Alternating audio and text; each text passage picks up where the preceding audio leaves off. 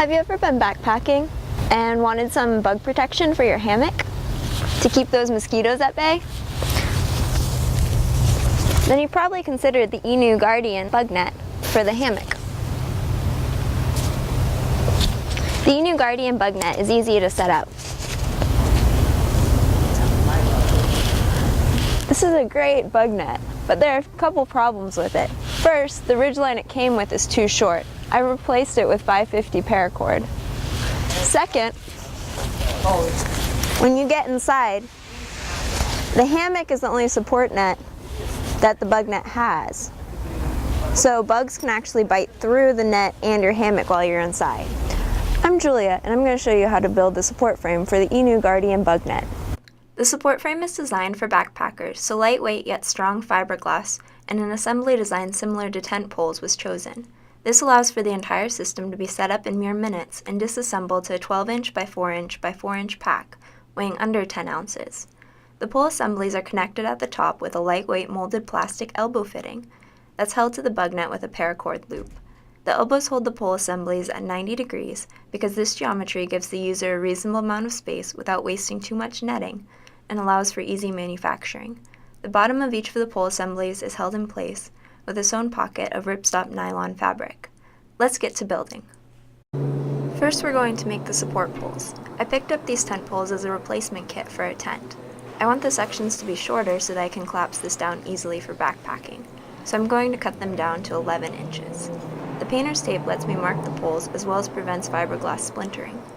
I'm going to be using a pneumatic rotary tool for cutting, but your household Dremel or even a handsaw would work as well. Don't use a pipe cutter. Safety is important, so make sure you're wearing a mask, safety goggles, tight-fitting gloves, and ear protection if necessary.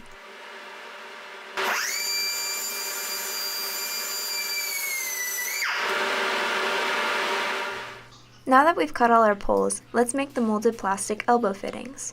I chose Instamorph moldable plastic because it becomes a clay-like substance when heated above 150 degrees Fahrenheit and hardens into a strong polymer when it cools to room temperature.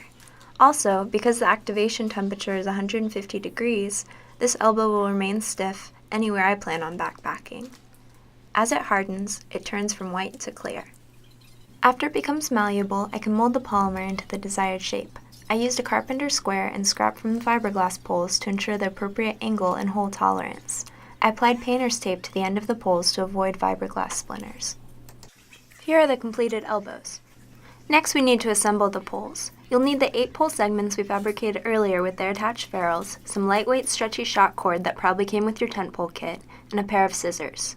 First, tie a knot at one end of the first pole, thread the shot cord through that pole, a ferrule, and another pole, and then tie a knot on the end. When tying the finishing knot, be sure to get the tension just right.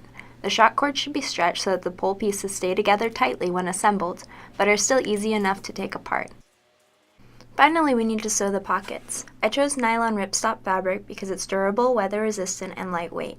I also used an outdoors polyester thread that's UV-resistant. The painter's tape acts as backing to keep the fabric stable while cutting and sewing, and I used 3 layers of the nylon to protect the bug net from ripping when using the poles. Now let's try out the completed product. The frame corresponds to the ankles and the shoulders so that the net no longer touches the user.